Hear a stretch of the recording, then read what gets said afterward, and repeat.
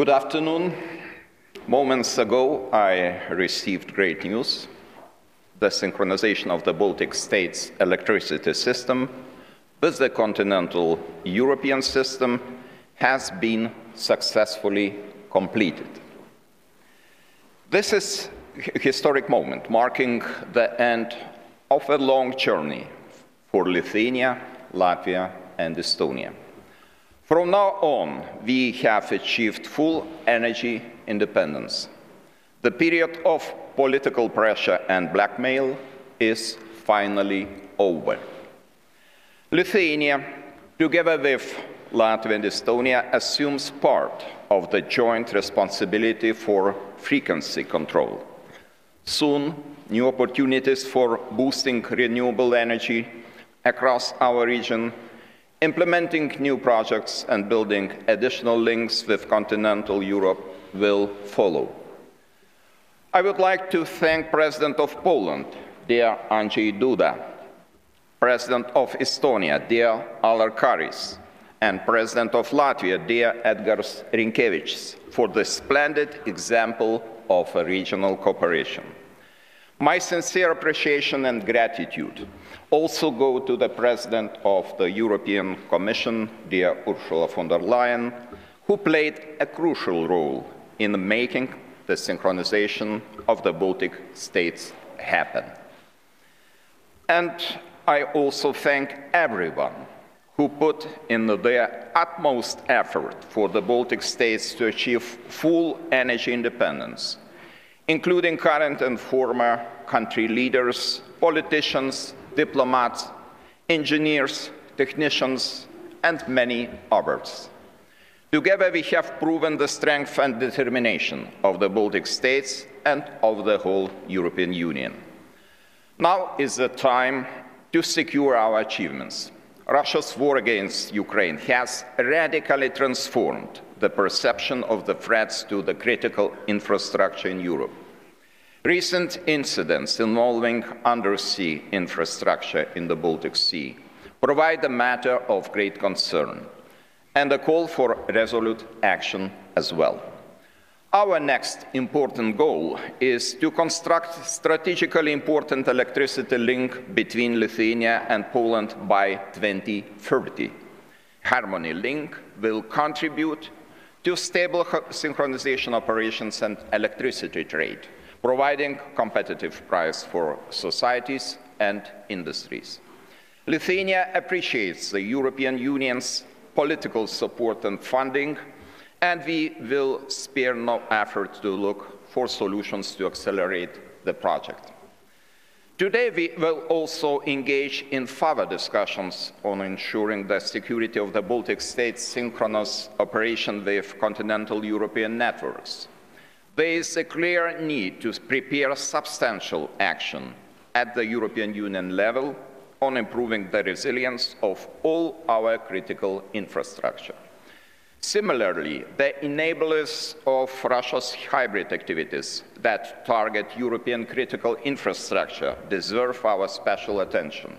Russia's shadow fleet, in particular, must be sanctioned and its movement restricted as much as possible. Lithuania calls on the European Commission and all member states to put more effort into controlling hybrid threats. Let us be more flexible and act faster. Thank you. Thank you, Mr. President. I now invite the President of the European Commission, Ursula von der Leyen, to deliver her remarks. Thank you very much, Mr. President Digitanas, for hosting us here in Vilnius. Dear Presidents, what a pleasure to be here with you. Today, history is made. We connect the Baltic states to our continental European electricity grid. Electricity lines with Russia and Belarus are being dismantled. These chains of power lines linking you to hostile neighbors will be a thing of the past. This is freedom, freedom from threats, freedom from blackmails, and long before the Russian tanks crossed into Ukraine, you were warning us that the cheap gas brought from Russia has a hidden cost, a cost of dependence. Now Europe as a whole is phasing out Russian fossil fuels. This is a new era. Today we will not only talk about economic security, but also the broader security of our continent. You are very well aware of the challenges. In just 2 months, several cables linking your countries to neighbors have been damaged. There's a pattern, and we cannot ignore it. This is why I welcome NATO's Baltic Sentry initiative launched last month. Now more than ever, Europe and NATO must work in full complementarity. And as discussed with Secretary General Rutte on Monday, I see 4 priorities for securing our critical network infrastructure. The first is prevention, by laying new cables and diversifying our risks. The second is detection, by improving early warning of suspicious activities around these cables. The third is, of course, a fast response and repair. And the fourth is deterrence, with consequences for these actions. Beyond protecting infrastructure, it is time, and even high time, to take our security and defense into our own hands. You're leading by example. Estonia, Lithuania, Latvia, and Poland are among NATO's top defense spenders relative to GDP. NATO remains the foundation of our defense, but it is clear that we need an EU-wide surge in defense. Modern warfare requires scale, technology, and coordination, too big for any one nation to handle alone, and this is where European cooperation delivers. We will need funding, both public and private. We discussed that in the European Council at the beginning of the week. We will need more cooperation for better interoperability and lower costs, simpler legislation, more innovation, and more return on investment in the form of increased know-how and good jobs here in Europe. The Commission is preparing a white paper on the future of European defense, and we will present it to leaders by mid-March. This is all the more urgent as the world is changing fast. Our longtime ally, the United States, has set a new agenda. Europe is prepared for a robust but constructive dialogue with the United States amongst growing uncertainties.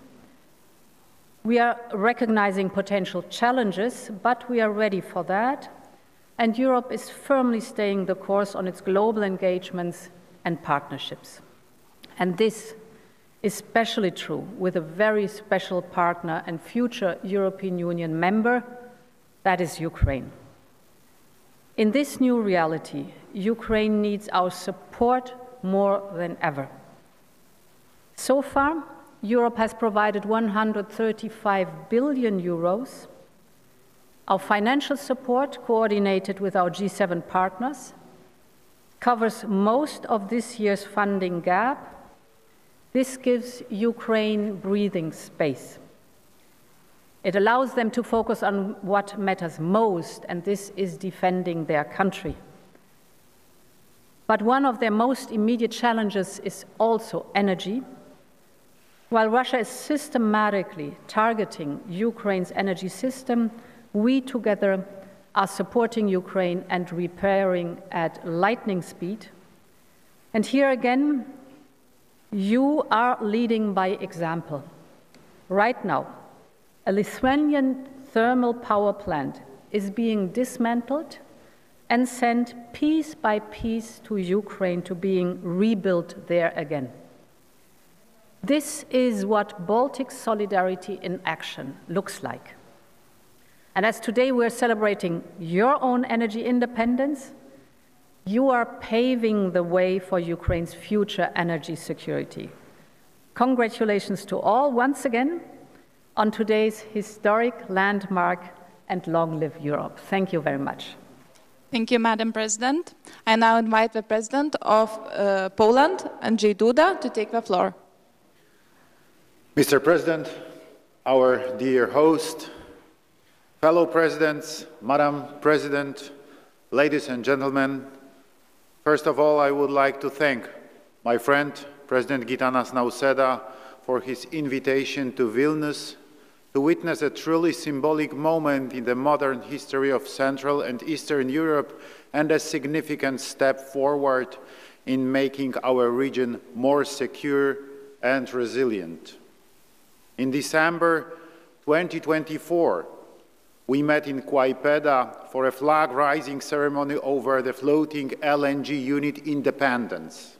Today, in Vilnius, we will witness the Baltics' integration into the EU electricity grid. Let me congratulate all the Baltic states' presidents and the President of the European Commission on this occasion. Ladies and gentlemen, what we are witnessing today in Vilnius is indeed a milestone development, not only for the Baltic states, but also for the entire European Union.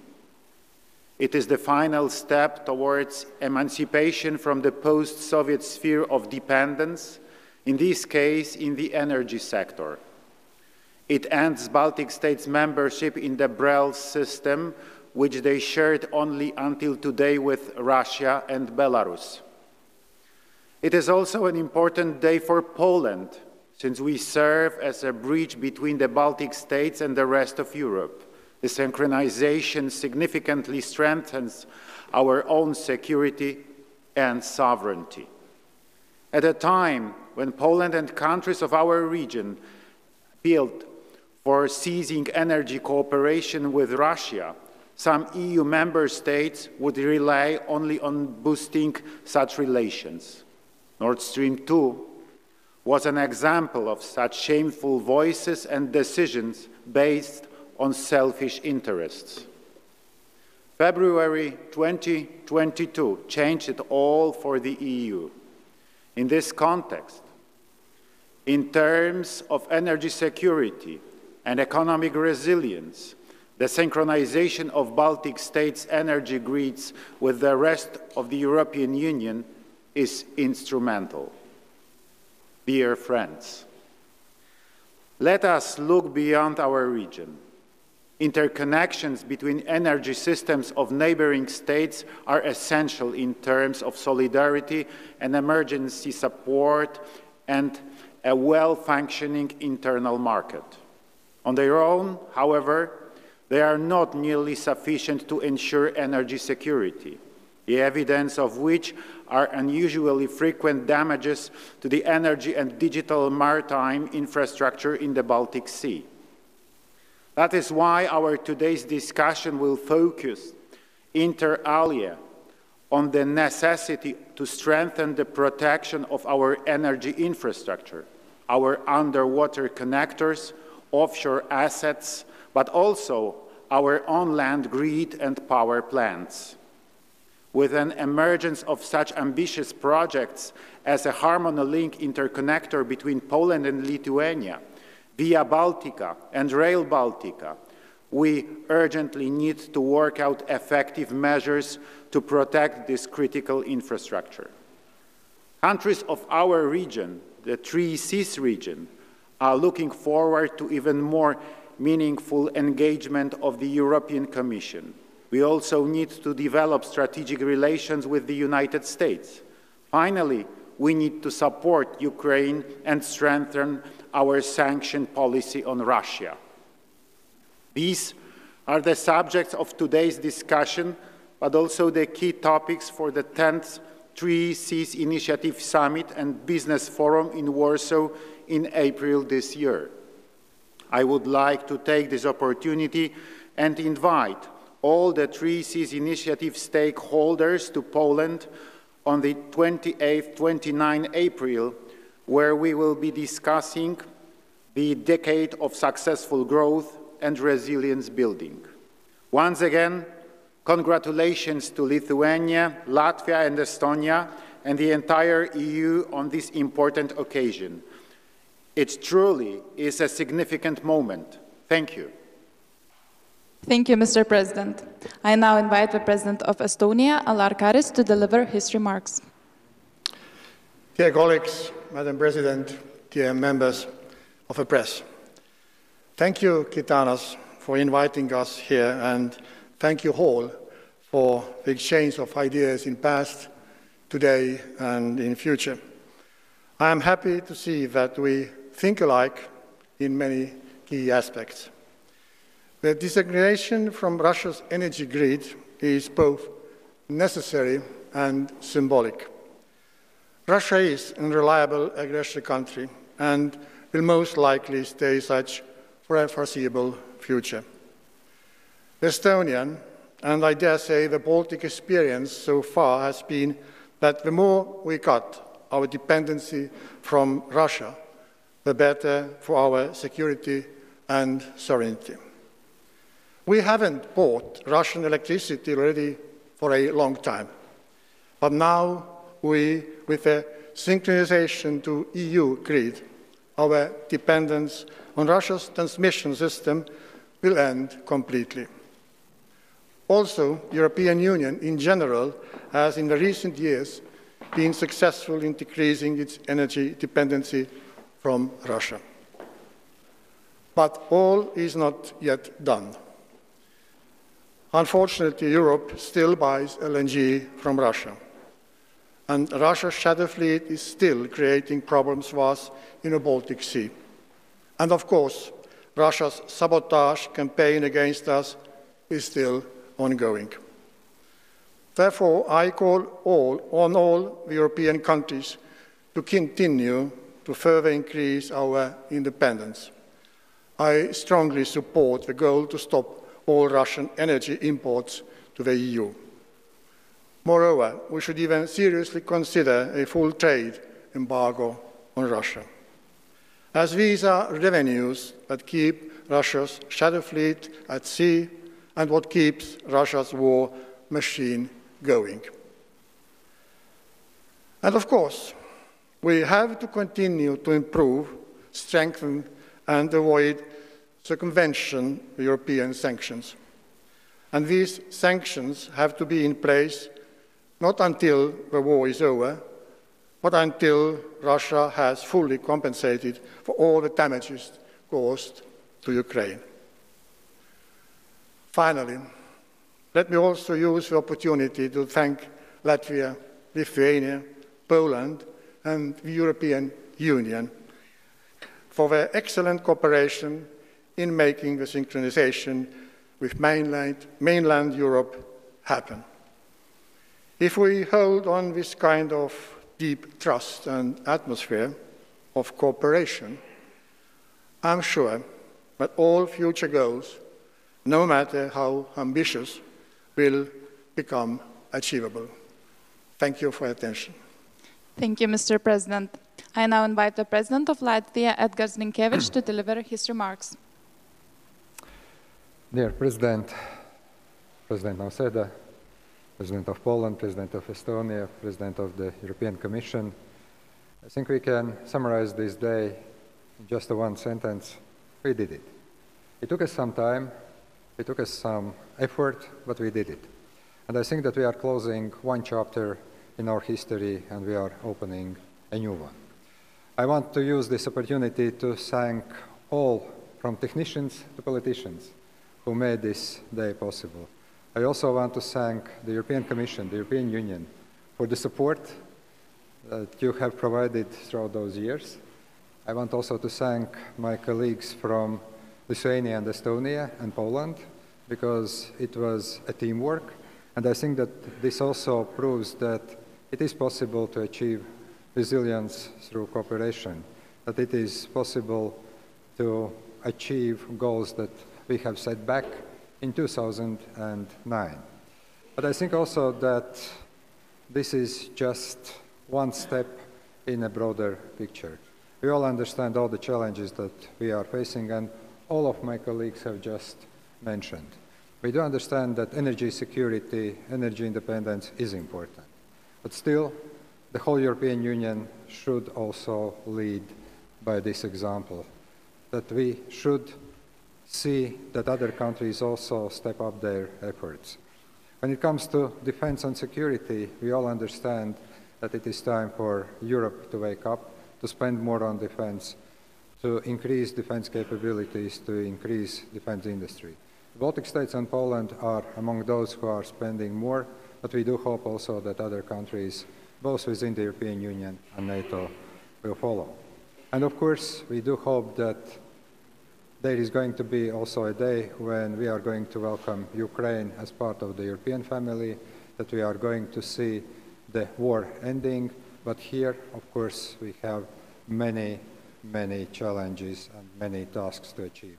So on this day, many thanks to those who made this day happening, and also the work simply continues.